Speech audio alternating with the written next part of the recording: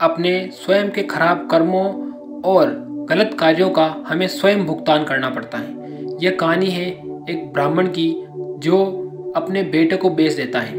कहानी के अनुसार एक बार एक ब्राह्मण था जो बहुत ही आर्थिक तंगी में था। उसने अपने कर्ज को कम करने के लिए अपने युवा बेटे को एक अमीर व्यापारी के साथ में बेच दिया। व्यापारी सौदा करने के लिए तैयार हो गया और लड़के के बदले में ब्राह्मण को एक बड़ी रकम दी। वर्षों बाद ब्राह्मण की वित्तीय स्थिति में सुधार हुआ और वह धनवान बन गया। उन्होंने अपने बेटे को बेचने के अपने फैसले पर पछतावा हुआ। उसे खोजने की कोशिश करने का फैसला किया। अंततः वह अपने बेटे के पास आया जो अब अपने आप में एक सफल व्यापारी बन चुका था। ब्राह्मण अपने पुत्र के पास गया और क्षमा मांगी, लेकिन पुत्र उसे पहचानने से मना कर देता है। उसे समझाया कि उसे अपने पिता ने बेच दिया था और परिणाम स्वरूप उसे बहुत बड़ा नुकसान हुआ। उसे जीवन में सफल होने के लिए कड़ी मेहनत करनी पड़ी और उससे जो दर्द और विश्वासघात का अनुभव हुआ वह कभी भूल नहीं सकता है। कहानी हमें यही सिखाती है कि हमें बेईमानी और धोखाधड़ी के लंबे समय तक चलने वाले परिणाम हो सकते हैं, लेकिन हमें अपने फैसलों पर थोड़ा सोचना चाहिए। हमें ऐसा कोई कार्य नहीं करना चाहिए जिससे हमारी आने वाली पीढ़ियां भी हम पर हंसे और हमको बुरा कहें। अपने बेटे को बेचने के ब्राह्मण के फैसले ने गहरे भावनात्मक घाव उसे दिए, लेकिन आसानी से उनके भरे नहीं जा सकते थे।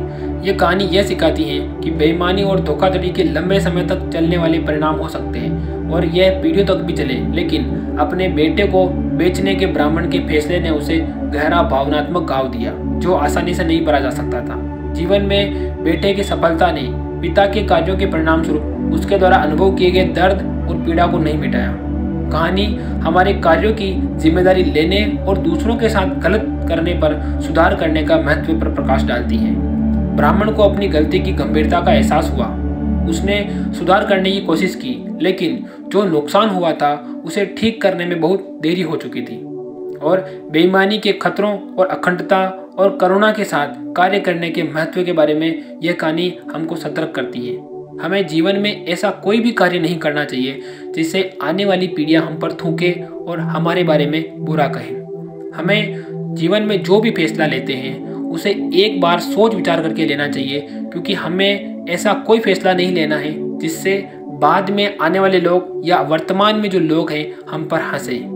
इसलिए इस कहानी से हमें यह शिक्षा मिलती है कि हमें ऐसा कोई भी गलत कार्य नहीं करना चाहिए। अगर आपके साथ भी ऐसा किसी ने विश्वासघात किया है तो आप कमेंट में जरूर बताएं, ताकि लोगों को भी पता चले कि आपने उससे क्या शिक्षा ली। वीडियो को लाइक कर दें और चैनल को सब्सक्राइब कर दें। जय चित्तौड़, जय मेवाड़।